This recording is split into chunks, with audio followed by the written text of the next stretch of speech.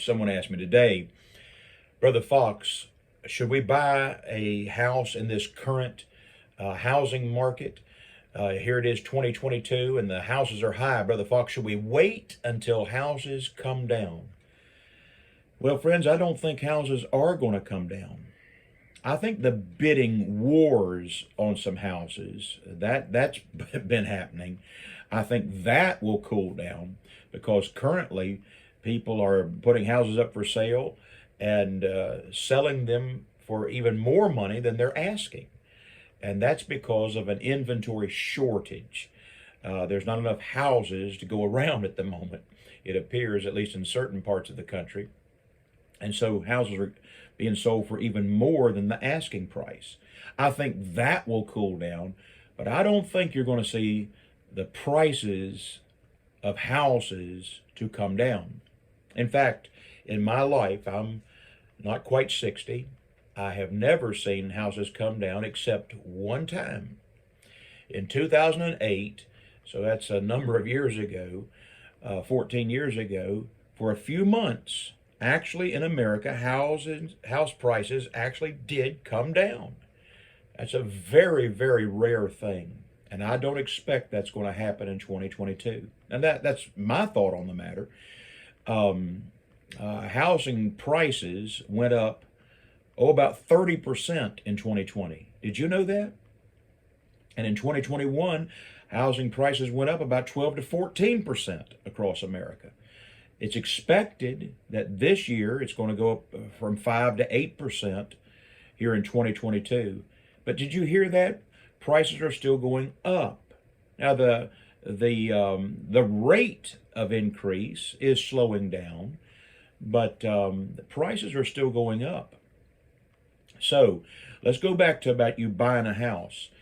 I really, really do suggest that you save a large down payment, even to the point of paying 100% for your house. If possible, pay 100% for your house. That's a rare thing, but it has been done.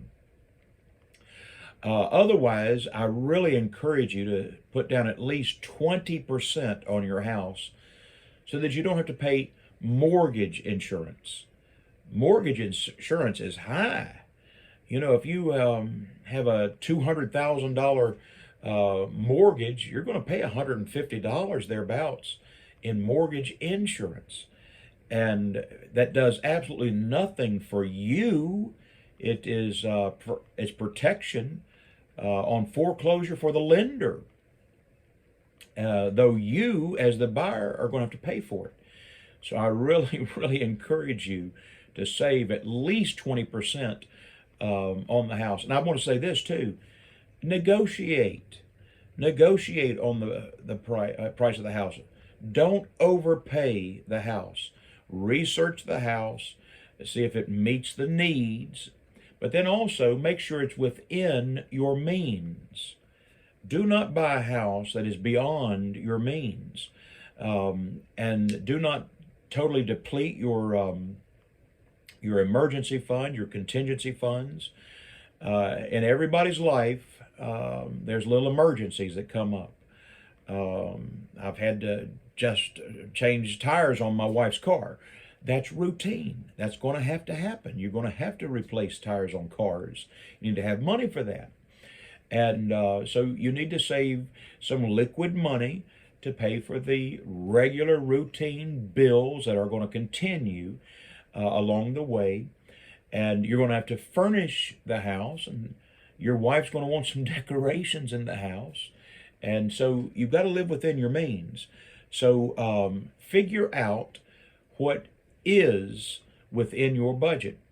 For example, I remember a time when a lender said, "Oh, this is how much you can borrow." I said, "Well, that may be how much I can borrow, but that's not how much I want to borrow. I don't want to go that deep into debt."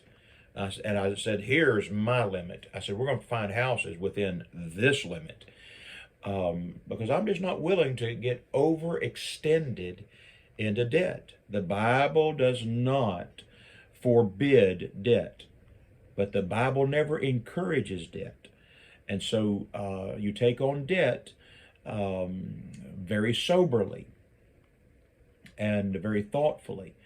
So always save for your house, and it's not wrong to have a rental.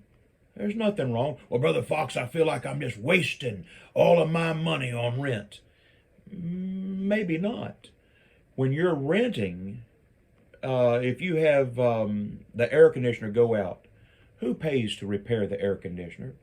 Does the person renting it, or does the landlord have to take care of that? And so all those extra expenses of maintenance and so forth, they basically do not fall upon the person renting the property. So if you do not have the means to buy a home, do not do that. But do I expect prices of houses to go up? Yes. I don't think they're going to come down. I think we're going to see a cooling. I think this overbidding on houses, I think we'll see that come to an end. And I do believe that interest rates are going to go up. Do I believe a recession is coming to America? Actually, it looks like it's going to. Whether you like Mr. Biden or don't like Mr. Biden, look, I love Mr. Biden. He's the President of the United States of America. He's on my prayer list. I don't think he's doing a great job on the economy. And on many things, I don't think he's doing a great job. I pray for him. I'm interceding on his behalf and Miss Jill Biden's behalf. But it looks like this current administration is bound and determined to keep inflation going up and gas prices going up and the economy contracting. And the definition of a recession is for the economy to continue to contract for a period of time. And it looks like that is going to happen. Do I think the wheels are going to completely fall off? Well, at some point they are. Yeah, because Jesus Christ is going to come back. And a great reset is going to happen when Jesus comes, brother. When you take every Christian politician out of here, and every Christian first responder out of here, and every Christian dad out of here, and every pastor who's saved out of here, and every deacon who's saved, and every choir member, and every God-fearing man and woman, and boy and girl, and every millennial that loves God, that's saved, when you take all of us out of here, it is going to be a great reset. Do I think we're going to have some bumps in the road before Jesus comes? Oh, yeah. Yeah. There's choppy times right now. Right now, there's some turbulence in the economy. Gas prices. Oh, my gas prices are up. And I remember when we had to ration gas when I was a boy. And that could happen again.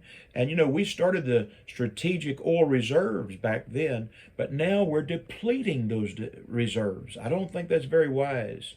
But back to the subject at hand. Do I believe that the housing market, that the prices are going to continue to go up? Yes, I do. Should you buy a house now? Well, if it's the right time, if it's God's will, go ahead and buy your house. You can't live paranoid. You're not supposed to live paranoid. Jesus said, have faith in God.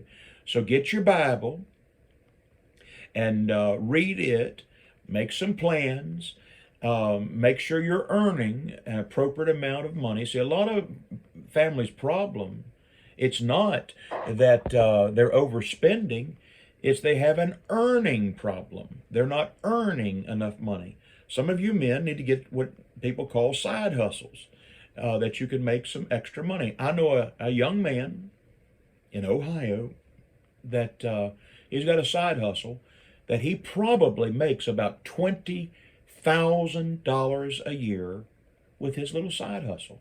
I'm talking about not revenue, profit of about $20,000 a year. Do you think that helps his young family? Absolutely. Did they just get a house? They did.